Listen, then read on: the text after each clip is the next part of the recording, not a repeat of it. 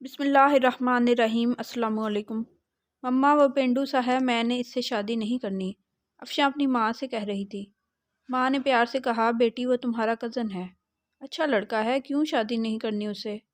افشاں نے کہا، مما وہ پینڈو سا ہے، نہ اسے کپڑے پہننے کی تمیز، نہ اسے بات کرنے کا سلیقہ ہے، میں اس سے شادی نہیں کروں گی۔ ماں نے کہا، افشاں شادی تو کرنی پڑے گی تمہیں، تم راضی ہو یا نہ ہو۔ افشاں نے اپنے کزن سارم کو کال کی، کہا، سارم میں تم سے شادی نہیں کرنا چاہتی، بہتر ہے تم بھی شادی سے انکار کر دو۔ سارم نے کہا، میں ماں باپ کی مرضی کے خلاف نہیں جا سکتا۔ افشاں نے کہا، میں تمہارے ساتھ زندگی بھر نہیں رہ سکتی۔ سارم نے کہا، تم خود انکار کر دو، میں تو کچھ نہیں کہنے والا۔ افشاں نے جب دیکھا اس کی شادی سارم سے کر کے ہی رہیں گے تو اس نے خودکشی کرنے کے لیے گھر میں پڑی میڈیسن کی کافی ساری گولیاں کھا لی۔ ہسپتال لے گئے، ڈاکٹر نے معدہ واش کیا، جان بچ گئی۔ افشاں نے اپنی ماں کے سامنے ہاتھ جوڑے، مما مجھ پر رحم کرو، میں اس جاہل پینڈو کے ساتھ نہیں رہ سکتی، وہ بھی گاؤں میں۔ ماں نے کہا، بیٹی سوچ لو، ہم سب جانتے ہیں سارم بہت اچھا لڑکا ہے، کیا ہوا جو تم سے کم پڑھا لکھا ہے، لیکن سلجھا ہوا ہے، نیک ہے، وہ گاؤں میں رہتا ہے تو کیا ہوا۔ افشاں کے نہ چاہتے ہوئے بھی افشاں کی شادی سارم سے کر دی گئی۔ افشاں نے بس سمجھ لیا زندگی برباد ہو گئی، سارے خواب ختم ہو گئے، کیا کیا سوچا تھا میں نے، رومانٹک لائف کا ماڈرن سٹائل، ہم سفر کا، سب خوشیاں جلا دی گئیں، سب کچھ ایک جاہل انسان کے حوالے ہو گیا، ایک تو پینڈو اوپر سے دیندار۔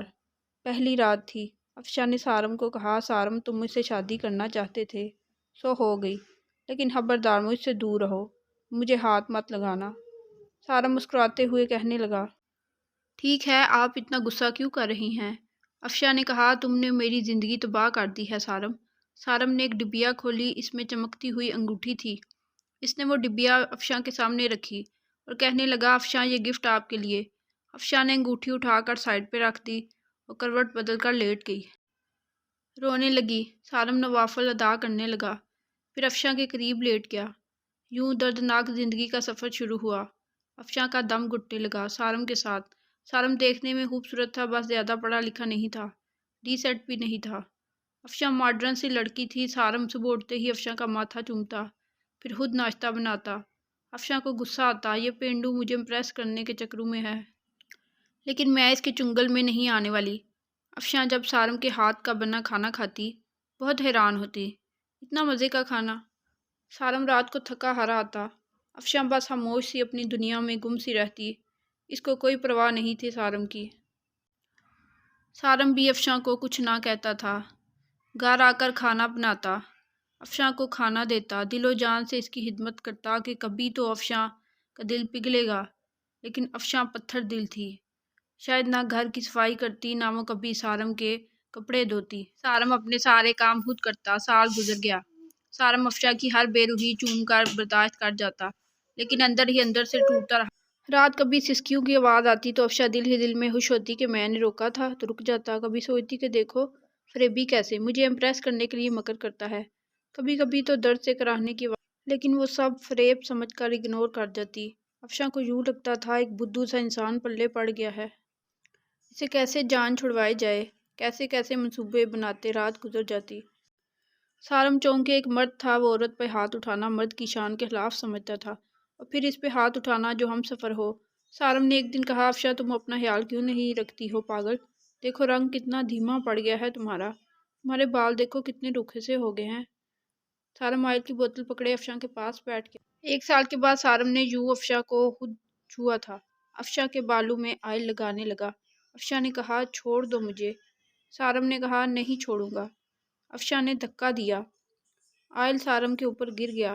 افشاں جانے لگی اٹھ کر، سارم نے بازو پکڑا، پاس بٹھا لیا، مسکراتے ہوئے کہنے لگا، افشاں میں یوں ایسے آپ کو افسردہ نہیں دیکھ سکتا۔ افشاں نے کہا، میرا بازو چھوڑ دو سارم، مجھے درد ہو رہا ہے۔ سارم نے پاس بٹھایا، آئل لگانا شروع کیا، افشاں کے سر میں آئل لگایا، پھر چہرے پر سکرب کرنے لگا۔ افشاں خاموش بیٹھی رہی کہ کبھی تو جان چھوڑے گا۔ سارم نے مسکراتے ہوئے کہا، جاؤ چڑیل، اب شاور لو اور پنک ڈریس پہنو، میں تمہاری فیورٹ بریانی تیار کرتا ہوں۔ افشاں حیران تھی، اتنی بے روحی پہ بھی اتنا پیار۔ دل میں کچھ نرمی سی آنے لگی، لیکن پھر ذہن کو جھٹک دیا۔ افشاں شاور لے کر آئی، آج چہرے پر عجیب سی چمک تھی۔ افشاں نے اپنی دوست کو کال کی، یار سارم نے ایسے کیا میرے ساتھ۔ اس کی دوست نے کہا سارم اچھا انسان ہے، تم بہت ظالم ہو، اس کی قدر کر لو ورنہ پچھتاؤ گی۔ افشاں نے کہا وہ مجھے امپریس کر رہا ہے۔ اس کی دوست نے کہا افشاں، قسمت والوں کو ایسے مرد اور مخلص ہم سفر چاہنے والے ملتے ہیں۔ اتنے میں سارم نے آواز لگائی، جہاں پناہ کھانا تیار ہے، تشریف لے آئیے۔ وہ مکاری سے ہلکا سا مسکرائی، آج بریانی سے مزے کی خوشبو آ رہی تھی۔ افشاں نے کھانا شروع کیا۔ اتنے مزے کی بریانی، اس کا دل چاہا تعریف کرے سارم کی، لیکن انا کی خاطر خاموش رہی۔ کھانا کھایا، کمرے میں سونے چلی گئی۔ سارم نے برتن اٹھائے، واش کرنے لگا۔ برتن واش کیے، سارے دن کا تھکا ہارا بیڈ پر گرا اور سو گیا۔ وہ اٹھا، افشاں کو اٹھایا، کہا افشاں میری جان، ناشتہ بنا دیا ہے، کر لینا، میں جا رہا ہوں، اور ہاں آج تمہارے لیے گفٹ لے کر آؤں گا شام کو۔ سارم گھر آیا، ہاتھ میں ایک گلاب کا پھول تھا۔ افشاں کرسی پہ بیٹھی ہوئی تھی۔ گارڈن میں سہانی سی ہوا چل رہی تھی، ہلکی ہلکی روشنی تھی۔ سارم گھٹنوں کے بل بیٹھ گیا، گلاب کا پھول افشاں کو دیا، مسکراتے ہوئے کہنے لگا ہیپی برتھ ڈے افشاں نے کہا تم کو کیسے یاد میرا آج برتھ ڈے ہے؟ سارم نے کہا ہم سفر ہوں آپ کا افشاں۔ پیپرز نکالے ایک لفافے سے۔ افشاں کا ہاتھ پکڑ کر کہنے لگا جانو جانتی ہو یہ پیپرز کس چیز کے ہیں؟ افشاں کا دل دھڑکنے لگا۔ کیا ہے یہ سارم؟ سارم نے کہا یہ ہم دونوں کی خوشی ہے افشاں نے کہا بتاؤ سارم یہ کیا ہے؟ سارم نے پیار بھرے لہجے میں کہا یہ ہمارے نئے گھر کے پیپرز ہیں، میں نے نیا گھر خریدا ہے اور تمہارے نام کیا ہے۔ افشاں کو یقین نہیں ہو رہا تھا، اس نے دیکھا نیا گھر، وہ بھی میرے نام۔ افشاں کرسی پہ بیٹھ گئی، آنکھوں میں آنسو آ گئے، سسکتے ہوئے بولی سارم اتنی محبت۔ سارم کی آنکھ سے پہلی بار آنسو چھلکا تھا۔ سارم نے کانپتی ہوئی آواز میں کہا افشاں ایک چیز مانگوں؟ افشاں نے ہاں میں سر ہلا دیا۔ افشاں ہمیشہ خوش رہنا، جانتی ہو تم پری سی ہو، معصوم سی، بہت پیاری ہو تم، میں بہت خوش نصیب ہوں، تم جیسی ہم سفر ملی مجھے۔ افشاں ہماری شادی کو 2 سال گزر گئے، لیکن ہم نے کبھی ایک دوسرے کو گلے نہیں لگایا، مجھے آج سینے سے لگا لو نا پلیز۔ افشاں نے نہ چاہتے ہوئے بھی آج سارم کو سینے سے لگا لیا۔ سارم سینے سے لگا، بلکتے ہوئے کہنے لگا یہ باہیں کیا پتہ پھر نصیب ہوں یا نہ ہوں۔ اتنا کہہ کر سارم روتے ہوئے کمرے میں چلا گیا۔ افشاں کو سمجھ نہیں آ رہا تھا کیا کرے، سارم کو کیا سمجھاتی رہی۔ سارم کتنا اچھا انسان ہے، ہائے کتنا برا سلوک کیا میں نے سارم کے ساتھ، پر وہ کتنا ٹوٹ کر چاہتا ہے مجھے۔ افشاں کا دل چاہ رہا تھا سارم کی باہوں میں سما جاؤں، سابقہ بے روحی کی معافی مانگ لوں، لیکن سوچا صبح سرپرائز دوں گی، کتنی پاگل تھی میں۔ سارم کی بے پناہ محبت 2 سال سے اگنور کرتی رہی۔ سارم پھر بھی مجھے چاہتا رہا۔ رات بھر افشاں کبھی روتی کبھی خواب دیکھتی رہی، صبح جان کے لیے ناشتہ خود بناؤں گی، سارم کو اب دنیا کی ہر خوشی دوں گی، سارم کو اب کبھی اداس نہ ہونے دوں گی۔ تارے گنتے رات بیت گئی۔ افشاں چپکے سے اٹھی، ناشتہ تیار کیا، بہت خوش تھی، شاور لیا، سارم کا پسندیدہ پنک سوٹ پہنا، لان میں بیٹھ کر اس کے جاگنے کا انتظار کرنے لگی۔ کافی ٹائم گزر گیا، سارم نہ اٹھا۔ افشاں کمرے میں گئی، پیار سے آوازیں دینے لگی جان جی اٹھ جائیں، میں نے آج آپ کے لیے ناشتہ تیار کیا ہے۔ سارم کروٹ لیے سوتا رہا۔ افشاں سمجھ گئی کہ مذاق سے جان بوجھ کر نہیں اٹھ رہا۔ افشاں نے محبت سے سارم کو چھوا، دیکھا جب سارم کا جسم ٹھنڈا پڑ چکا ہے۔ افشاں نے آگے بڑھ کر دیکھا، سارم کے بستر پر خون پڑا تھا، ناک اور منہ سے ابھی بھی خون رس رہا تھا۔ افشاں چیخنے لگی، زور زور سے آوازیں دینے لگی سارم میری جان، یہ کیا ہوا آپ کو؟ سارم اٹھو نا پلیز۔ محلے والے اکٹھے ہو گئے، ہسپتال لے گئے، ڈاکٹر نے چیک کیا، دیکھا سارم کو افشاں کی الفت کی پیاس ہمیشہ کی نیند سلا چکی تھی۔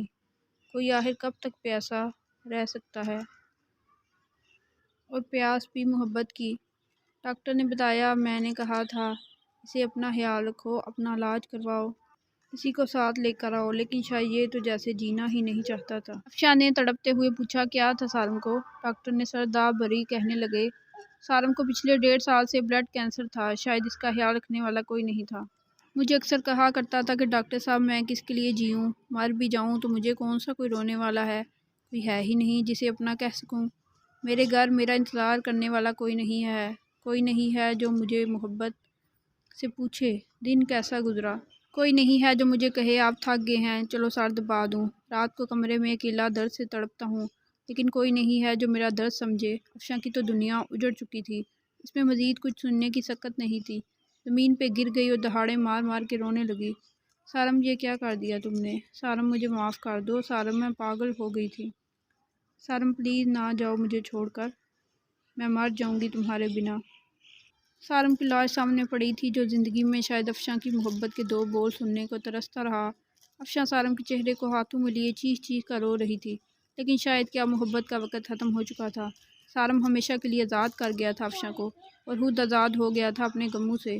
بندہ ناچیز تو بس اتنا کہتا ہے، خدا کا واسطہ کسی کے جذبات سے مت کھیلو، کسی کو اتنا نہ ستاؤ کہ وہ مر ہی جائے۔